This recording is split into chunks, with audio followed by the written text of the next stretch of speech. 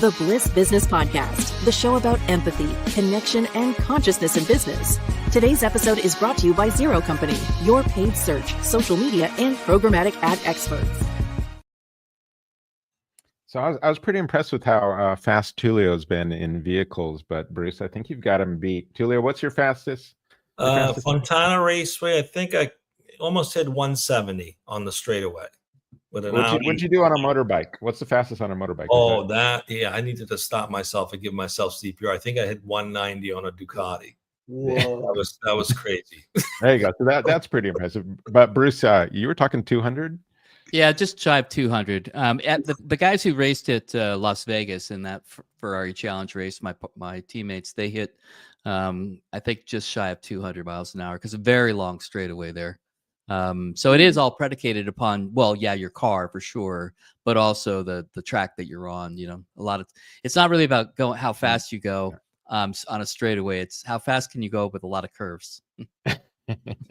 I'm going to stick to the go-karts and video games, but you guys go on ahead. Welcome everyone to the Bliss Business Podcast, where we explore principles that help businesses scale with purpose, leadership, and innovation. I'm Steven Sakach, joined today by our co-hosts, Tullio Siragusa and Mike Liwski. And today's conversation is especially timely for founders and teams in early stages of growth, or even seasoned leaders looking to avoid common pitfalls when scaling. So what if there was a more systematic, proven way to move from idea to scale? What if the answer wasn't just more hustle, but smarter alignment between product, market, and message? Mike, who's joining us today to explore this topic with us? Yes, thanks, Steve. And we are super excited for today's episode. We're honored to welcome Bruce Cleveland. He's the founder and CEO of Traction Gap Partners and a former technology operating executive, venture capitalist, and entrepreneur. He's held senior positions at Oracle, Apple, Siebel Systems, and C3.ai. He's been a general partner in two venture capital firms and has also been the founder and CEO of Ziplines Education.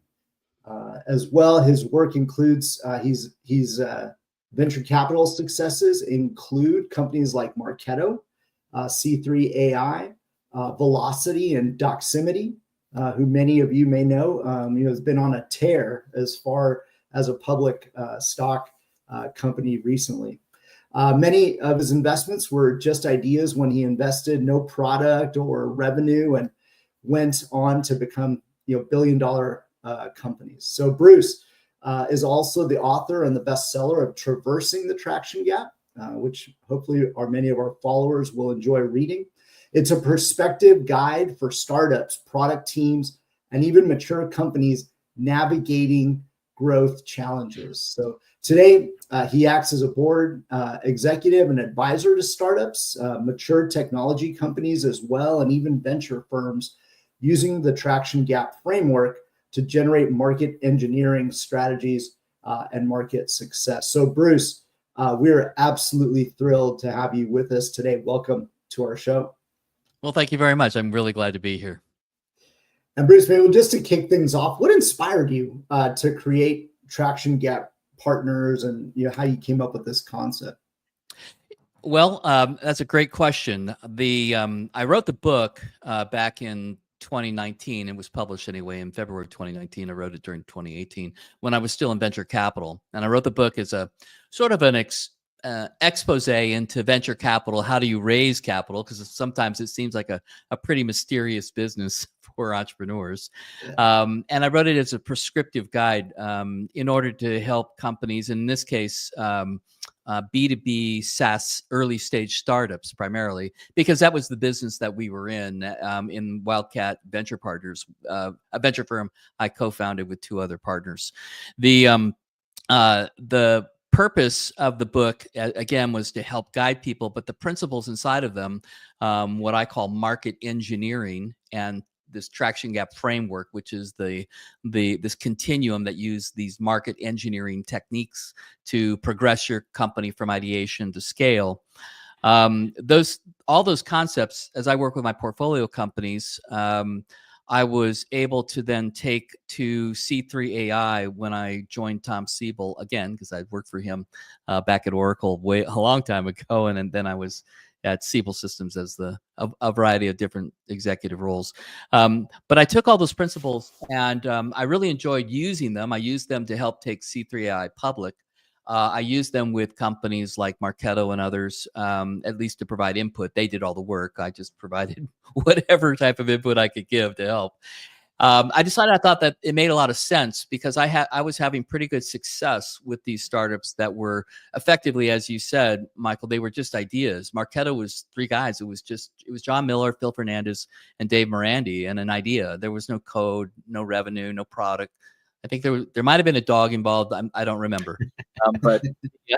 But that's where I mostly invested in because Interwest Partners, which was the firm I was with, really didn't have a big reputation in software or in SaaS at all.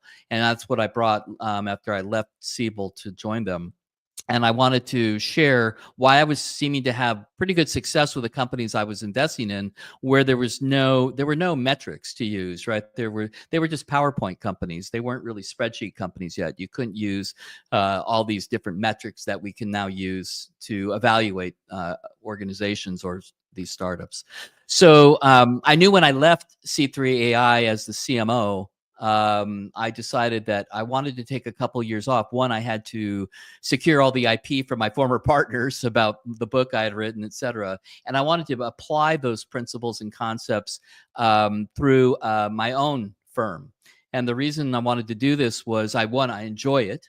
I like working with startups, but I found that in my discussions with other companies is that the principles don't just apply to startups, they apply to enterprise product teams as well. So the framework, which is this prescriptive, we can go into it as much as you want, but the book does go into it.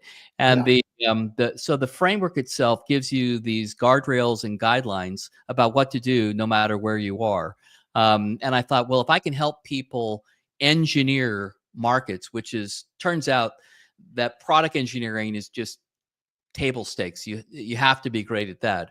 But what I've discovered is that market engineering, the term I wrote about in my book, describes things like category design, thought leadership, storytelling, super important, messaging, and positioning. Those are the 5 tenets of market engineering as I defined it in the book. If I could help people with that, as I had done with my portfolio companies or as an operating executive, then perhaps we could diminish the 80% failure rate. So the net of it is that's what drove me to write the book. It's what drove me to create the company. I get to focus on the things I like to do, and it turns out it's a critical problem for a lot of people and companies. Yeah, very useful for sure. Haven't been able to look at the framework and see kind of even where we are in that journey. So I'm curious too, in terms of your mission today, does it differ between your earlier work in venture capital?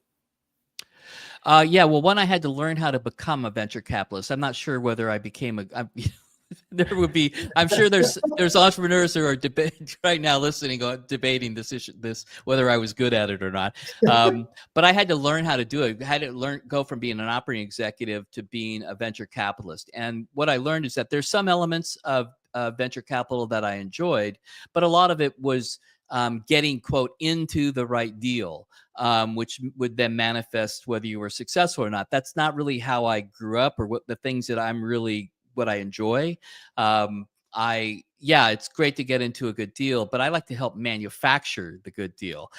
So I like, if it's a great idea and the team, the CEO, the founders are really sharp folks, then and I'm interested in the area that they're trying to solve, then I feel like using these principles I can help people with. So this is a manufactured this job that I have, which is running this small firm.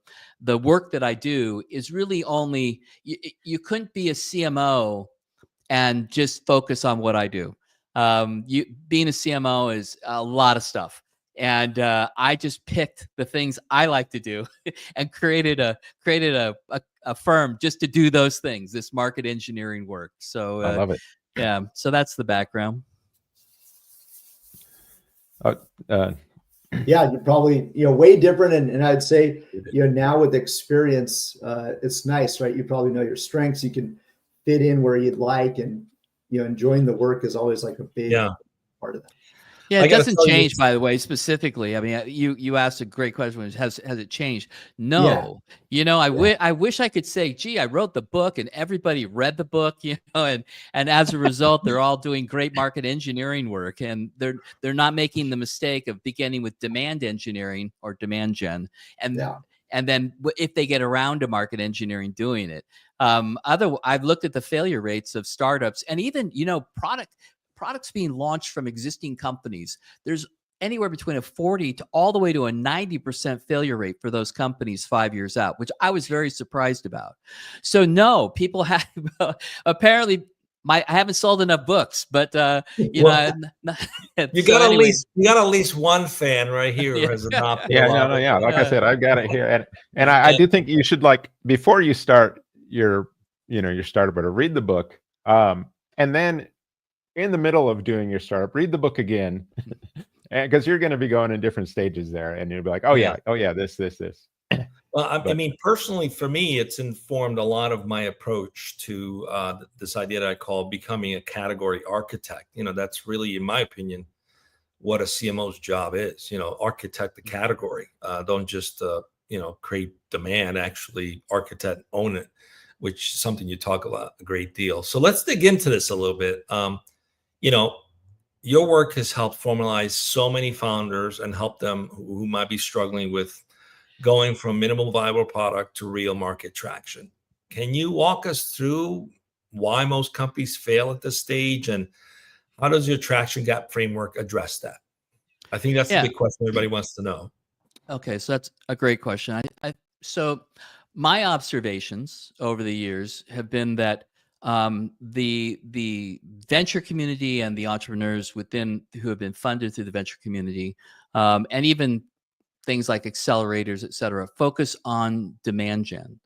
And so a startup gets funded, instantly it's like, okay, well, how many leads are we generating? If they have a product, et cetera. So let's assume they do. They've been funded. Hey, where's the SDR team? What's the outbound? What are your outbound campaigns? Tell me about your HubSpot stuff.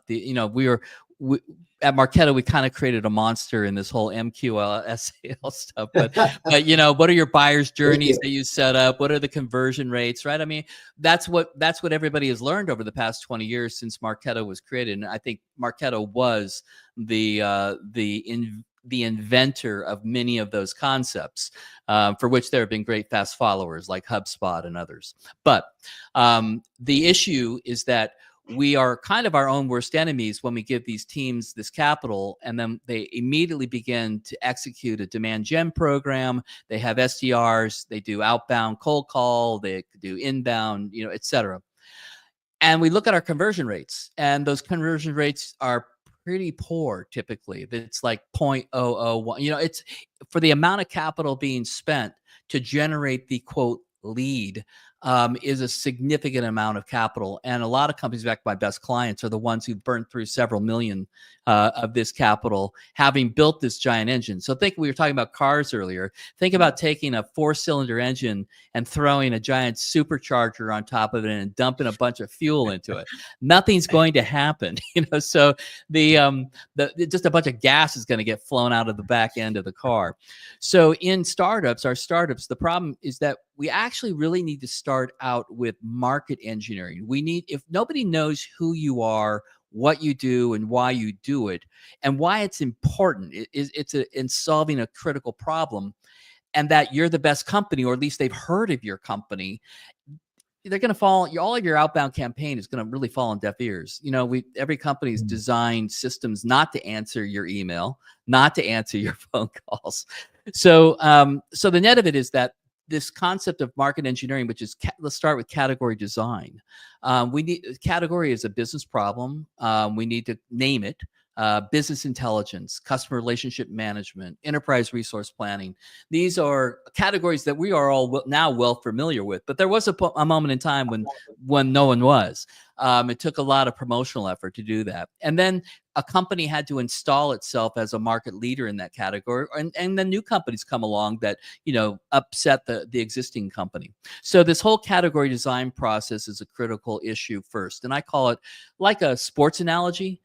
We have to build a stadium to play the game. The stadium is the category. The game could be football. The football has a bunch of rules. Rules are attributes of the category. The team is the brand. So we don't want to start working on brand outbound stuff until we have a stadium to play the game. And then fans need to know about the game. They need to know, well, what is that game? Well, the game is the category. They need to be looking for the category. So we need to put this effort first, and we need to have non-revenue metrics that we look at to see, are we winning the market engineering game, or have we done the category design work? Well, how do we do that? Well, pretty simple. How many people are using the name of our category as a search term?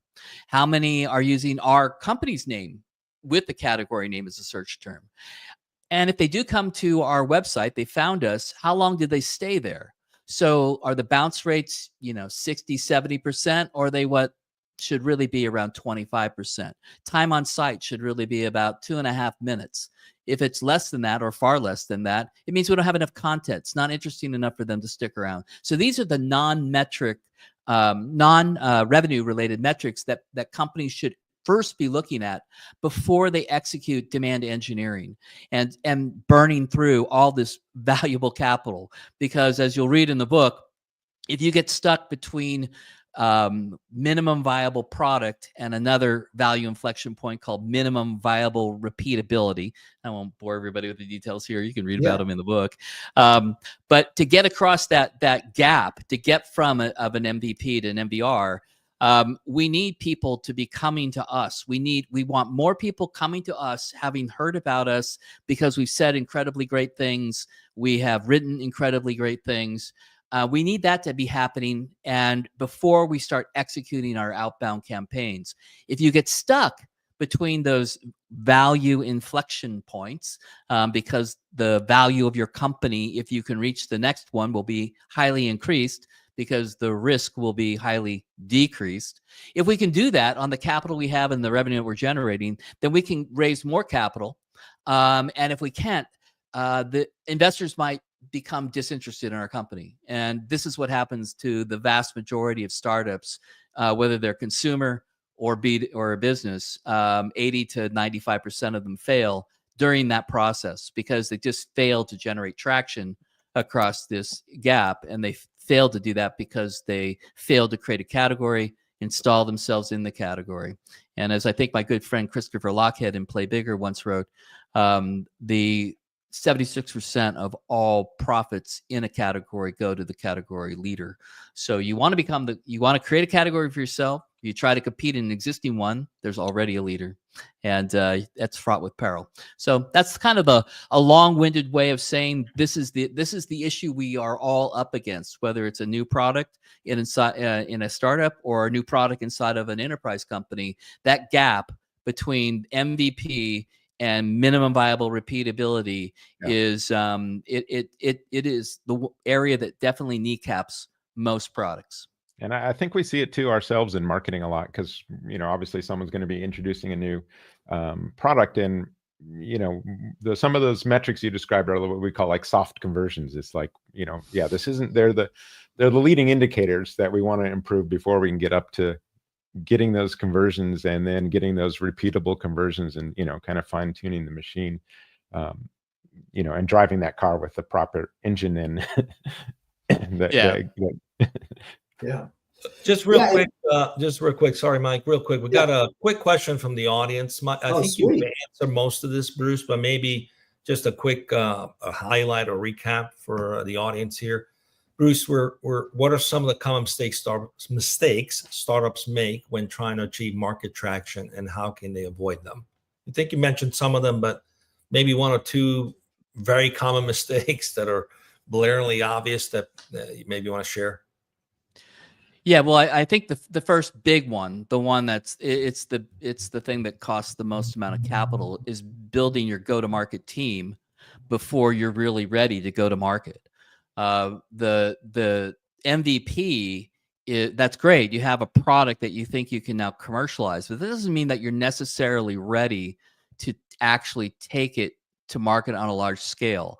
You need to run a variety of tests, things like smoke tests. You need to do some experimentation with things that will cause people to know who you are, what you do, and why you do it. And you need to have some way to measure those things. And all those sensors, those business sensors, need to be put in place before you begin to start really turning that flywheel.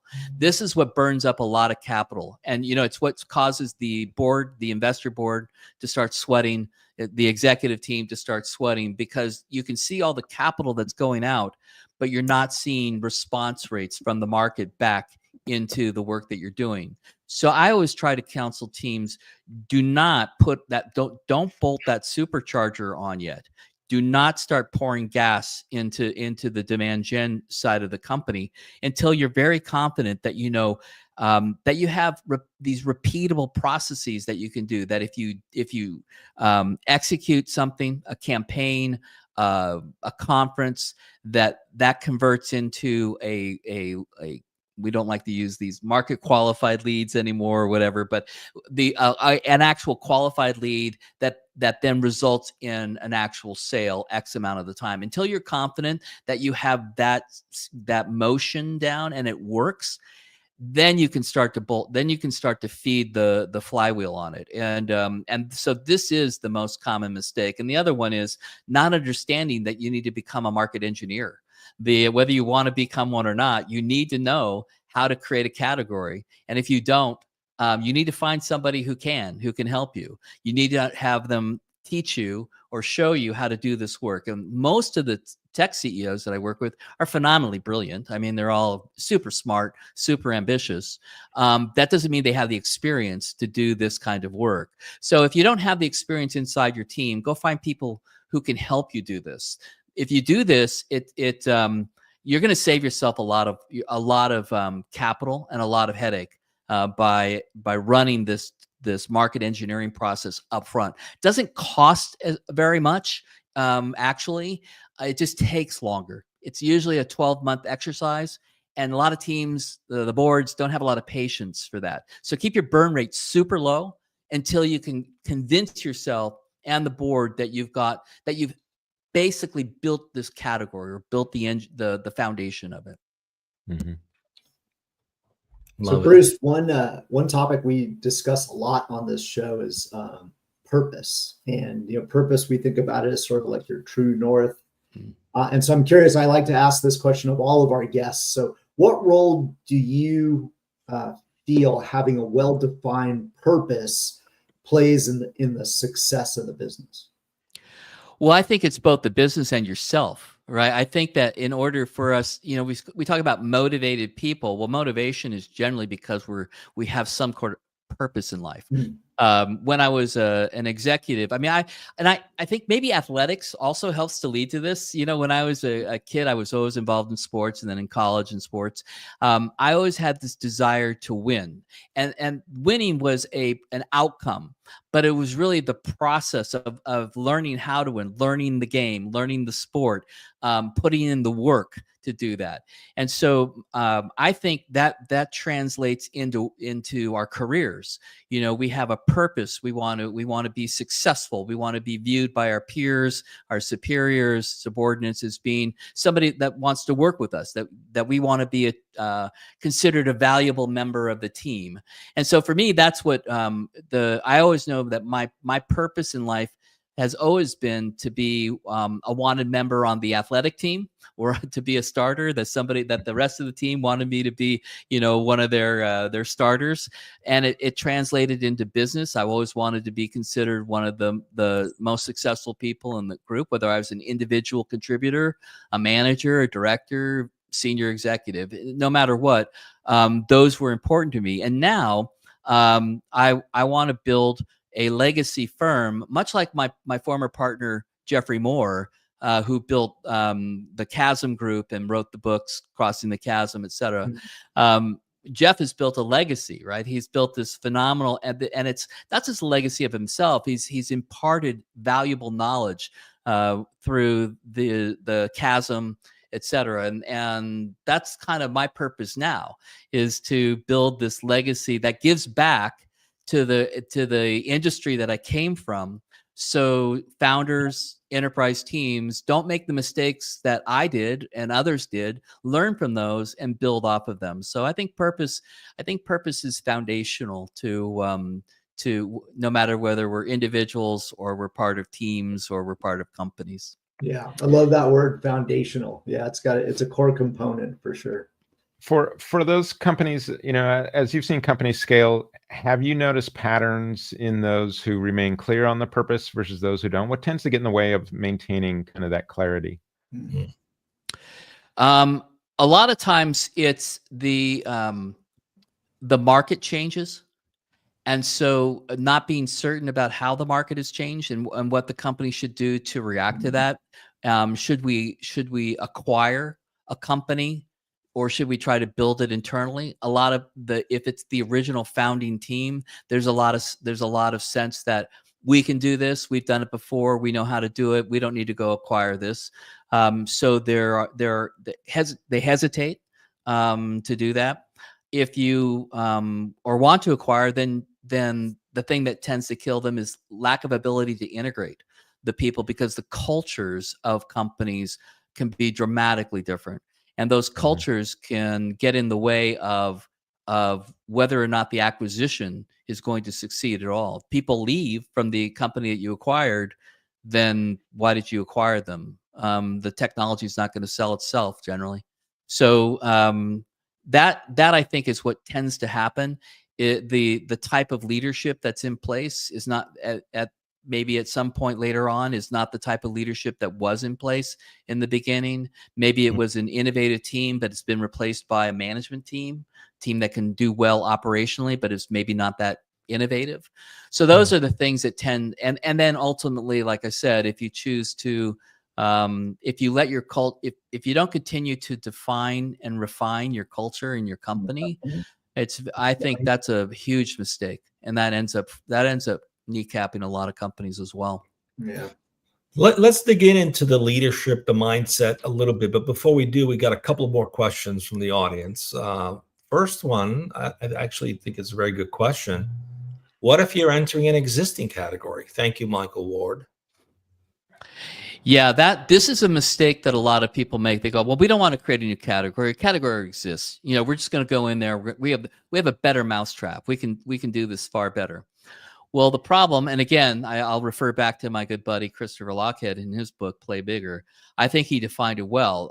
The category leader defines the rules of the category. So if you leave the category as it currently exists in place, you're going to get crushed. So I'll give you a good example of how of what to do. It's what Salesforce did to us at Siebel. They didn't enter the enterprise CRM category, which we were the definite gorilla of, a couple billion in revenue, 5,000 companies around the world, 8,000 people around the time that Salesforce entered the market with their CRM solution. What Mark did brilliantly, he said, no, you don't want that. And he did it in a pretty interesting way. He had this international symbol that said no software. And I thought he was kind of crazy at the time, but then I go, no, he's actually a genius. This makes a lot of sense. What he was trying to explain is that you're spending all this money, right? Don't go into don't use Siebel. It's expensive, hard to manage. Salespeople hate it. Use us. You can manage yourself, right? And this new thing called cloud computing. So they fabricated a new thing, cloud CRM, not enterprise CRM. So they didn't enter our category. They created a new one. They changed the rules.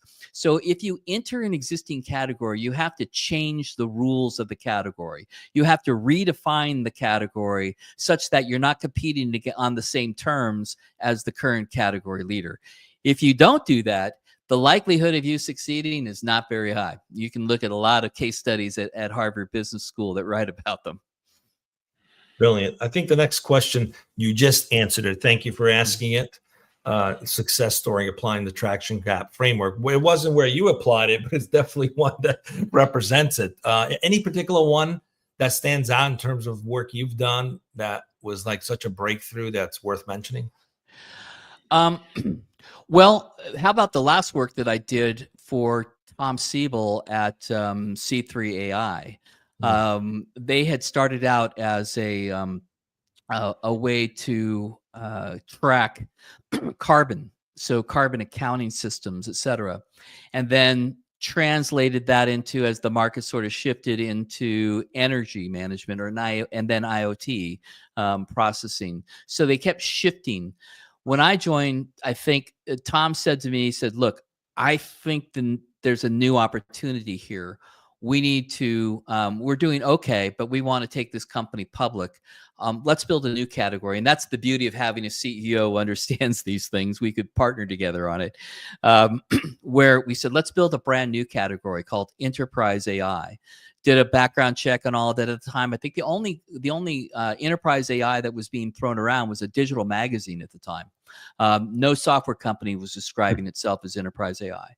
So we started from scratch. We measured, by the way, we measured all the keywords. We measured, well, what does this rank? And then we wrote a whole bunch of Google reports that would tell us how are we ranking. And then we began to execute thought leadership campaigns. We took Tom's book, called Digital Transformation, and we promoted that.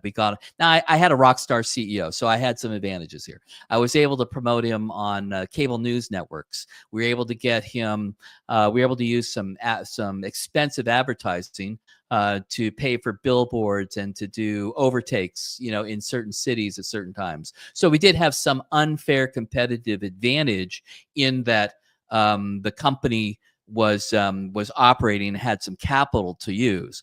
But if we didn't, we could have still performed most of this work even without it. So we took that idea that was really starting at enterprise AI with a bunch of technology and converted that into this category called the enterprise AI category.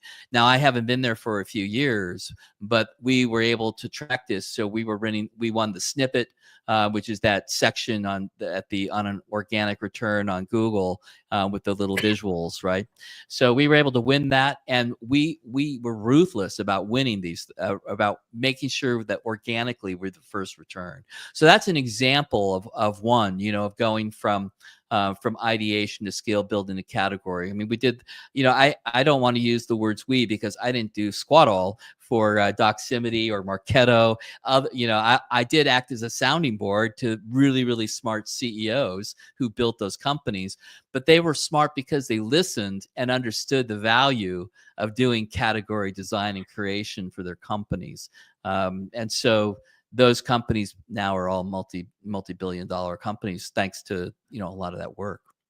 Nice. Okay, let's shift into the impact leadership or leadership mindset. And I'm a little mixed on this. I'll give some context to why I'm mixed on this question. Often founders struggle over time transitioning from being the doers to delegating and scaling and creating an environment where it's not codependent on them, where they create enough decentralization and empowerment. And yet, personally, I've also seen when founders are still involved with hands-on, some of those companies continue to succeed extraordinarily well. I actually was part of a unicorn where the founders were hands-on.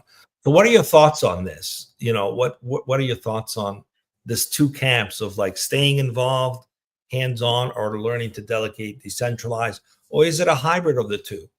I'm curious to see what your thoughts on that. Anything below a $1 billion company, I think, needs to still have a lot of hands-on leadership. I was fortunate to work with a CEO like Tom Siebel for many years. Tom is a very hands-on CEO. The same for the startups that I work with that started out as just concepts. Even as they grew, they remain to be very hands-on.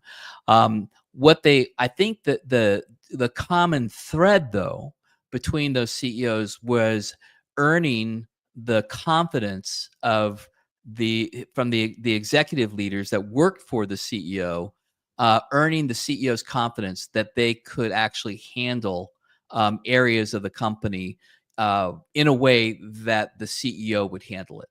And that takes, I think, a lot of, it usually takes a lot of time. And one of the problems is the founding team tends to have, not a lot of people can make it through these very big transitional stages in an organization. As you go from 0 to 10 million to 100 million to $1 billion, those teams, the type of people who are needed there are different, and so they get swapped out. And so then it requires yet another year or two of earning the confidence from the CEO. What I have found is when the CEO decides to delegate something and not get involved, bad things can happen. So I think it is a hybrid.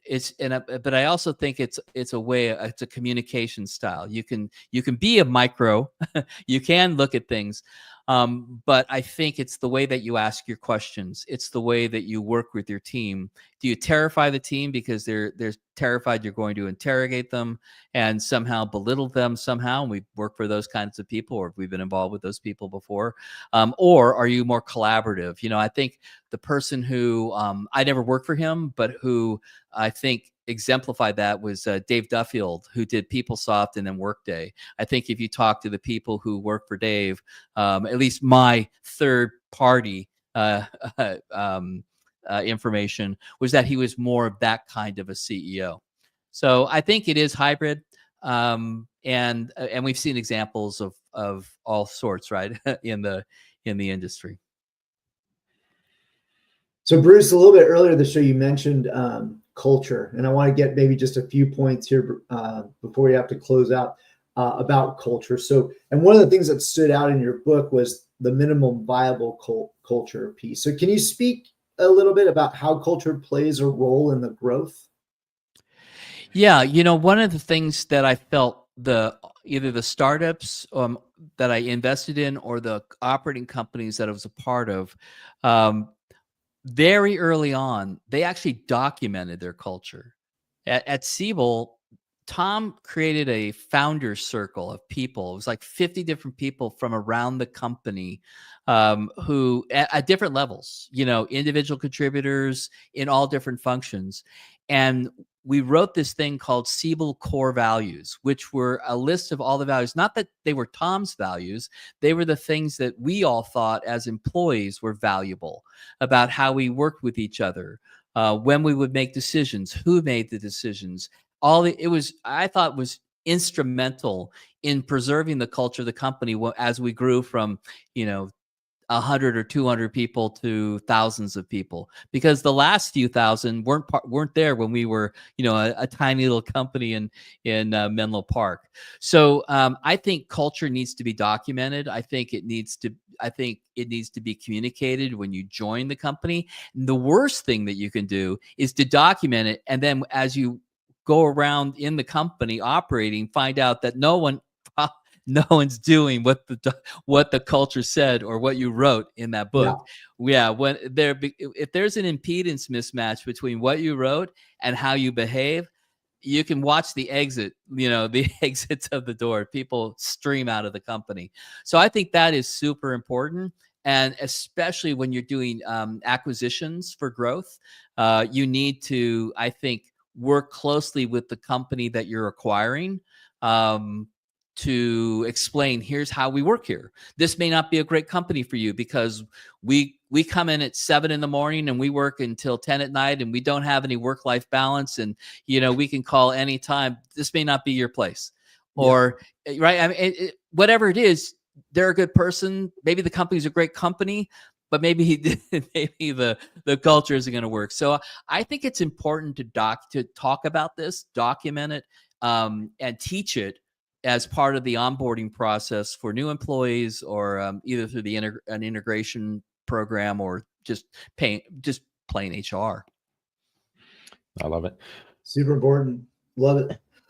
Yeah, Bruce, before we wrap up, we ask every guest some variation of this question. What role do you think compassion, love, and empathy plays in business?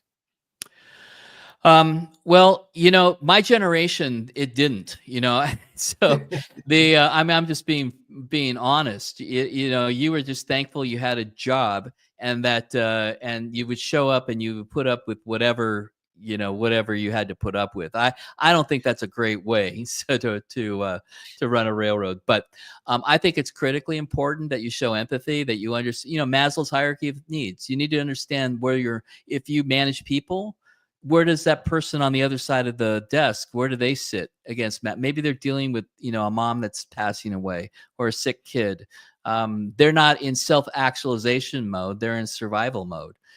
So it's important for you to get that, to be able and be, as an individual, feel like you can say those things, that you can talk to the people, and that the people on the other side of the desk aren't just an automaton who goes, I don't really care about any of those things, just get your stuff done.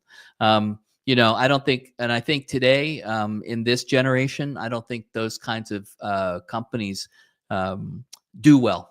They might initially, but as soon as the stock tanks, everybody's out the door. So I don't think that's a great way to run a company. Yeah, this might be where you have those culture problems, like you're mentioning with. We're all in that. We're all in that generation, by the way, Bruce. And even though we were self-sacrificing that way, it didn't mean we liked it. So no, it's way better now. It gave us these for sure. Yeah, we're fighting the good fight now. We're fighting the good fight for the young folks. Sure. I think. Yeah, for sure. Yeah, and I think even when it comes to attracting talent, right, and you're going to be competitive, it's a key differentiator, and you'll be in a place where you'll appreciate your people is important. Well, Bruce, this has been a super powerful, very practical conversation. I think there was so much value that you were able to give our audience today. For those that are tuning in or are going to listen, later on, and they want to learn more about you or connecting with you or the Traction Gap group, where should they go? Where do they want to turn? So if they come to the website, there's a way to contact us and tell us what we do. It's pretty well descriptive, and they can read the book. I'm also midway through writing the next book, where the main protagonist in the first was the Traction Gap framework, and the supporting actor was market engineering. This new book, working title, is Market Engineering. The main protagonist will be market engineering, and it won't be just focused on B2B SaaS. It'll be focused on a variety of different things: enterprise products, consumer software, med tech, etc. It turns out the framework and these engineering principles are applicable really to all companies of all sizes. And so I was asked if I would write the next version of the book. Maybe not make it quite so dense as the first one, but that's they can come and learn more about there. So for the audio listeners who can't see the banner, it's tractiongappartners.com. Yes? Yeah. Correct. And thanks, Bruce, for being on today. That was an amazing conversation. And thank you to our listeners for joining us. If this episode helped shift your perspective on scaling with intention, be sure to subscribe, leave a review, and share this with a founder who needs to hear it. See you next time on the Bliss Business Podcast.